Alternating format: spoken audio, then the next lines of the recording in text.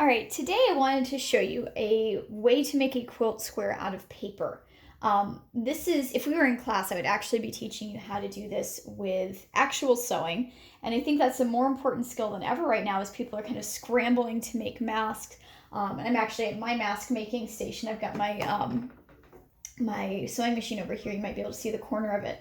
But for right now, we're going to do it on paper, and that will give you some of the basic skills that you might need later on to actually sew. We'll see if we can get to maybe doing some video tutorials about sewing an actual quilt square later on.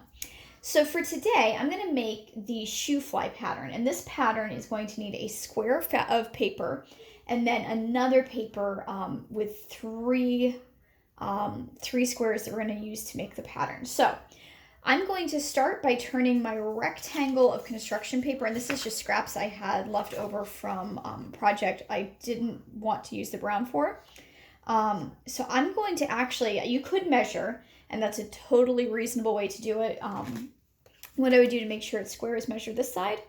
It is 9 inches, so I would measure 9 inches over here. I'd line my ruler up with the corner and make a dot. What I'm also going to do is just use this, because I know it's about 9 inches. I'm just going to use this, put the corner of the small end of the paper right here, and then use that to measure. You want to make sure your edges are completely lined up, otherwise you're going to get a wonky line. Then I'm going to cut on my line.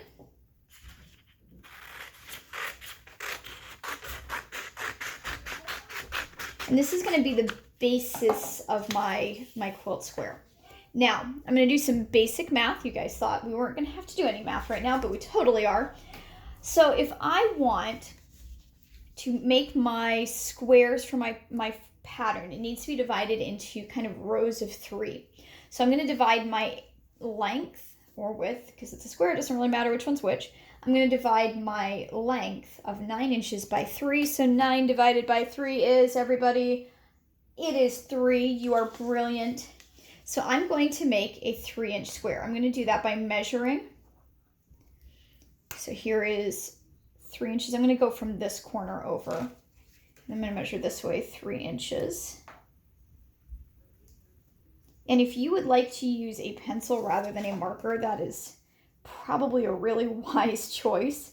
I'm using marker so that you can see it, but I would recommend pencil, especially if you are someone who does not like to make mistakes. So I'm going to make a 3-inch square. That's actually not the best square ever. So this is going to be the back of my square. I'm going to make it a little bit, again, this is why pencil is handy. So it's just a little bit off in my measurement. So that is a 3-inch square.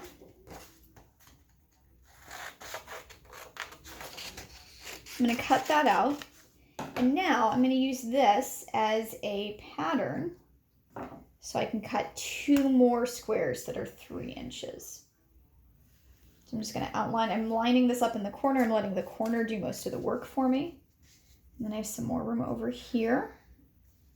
So 3-inch square, 3-inch square. Now, the shoe fly pattern, and you can pick any of the patterns that we looked at on the last Google assignment. I'm going to make sure they're posted with this as well.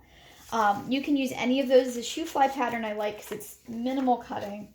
And I just wanted to show you how to kind of figure it out. So when I looked at my pattern, got my 3 squares cut. The shoe fly pattern has 1 square directly in the middle and then triangles in the corners like here. But I only have squares, so what am I going to do? I am going to cut this diagonally from corner to corner. And then I'm going to fit it in like that.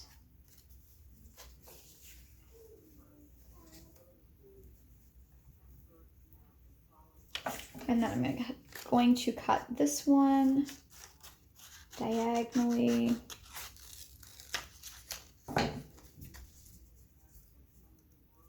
I'm going to fit these in the corner, and then I'm going to put this one in last.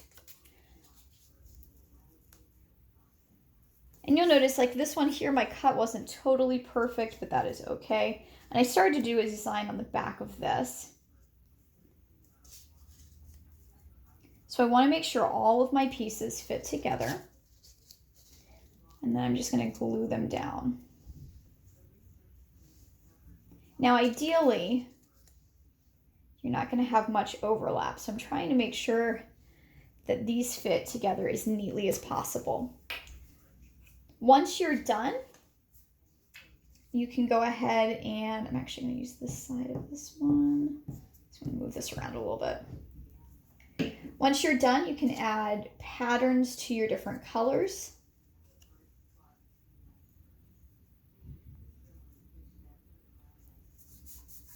So there's that.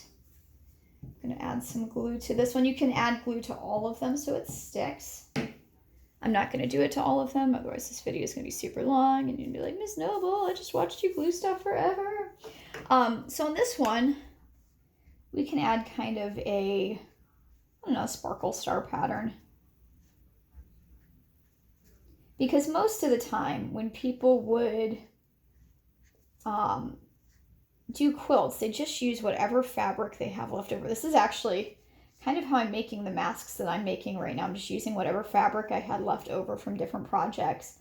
And so especially for a quilt like this, where it was meant to tell a story rather than like match a bedroom or anything like that, they would be looking more for the design and the color. So you can add a design on your quilt like that.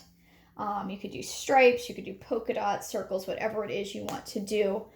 So glue it down, and then what I am going to ask is you take a picture really close of the quilt square so we can try to kind of put all of the quilt squares together in a picture, and we'll see what our 4th grade class quilt looks like. Please let me know if you have any questions. I am so excited to see the quilts you come up with. Again, you do not have to do this design. This is a sample. There are easier ones to do than this. There are harder ones to do. So if you are somebody who loves a challenge, I would recommend like the boat one or one of the ones that has a little bit more of a challenge to it. It may be helpful to kind of put pencil lines on your paper as a grid. So for this one, if I was going to do that, I'm going to lose the piece that I didn't glue down here.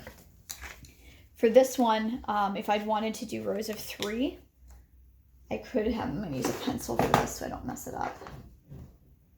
I'm going to use a blue pencil. I would have marked a row of 3 and then marked it 6 and then just made a grid going across really, really lightly in pencil so that I can see what I'm doing. And again, you want to always line those up so that it doesn't go wonky on you.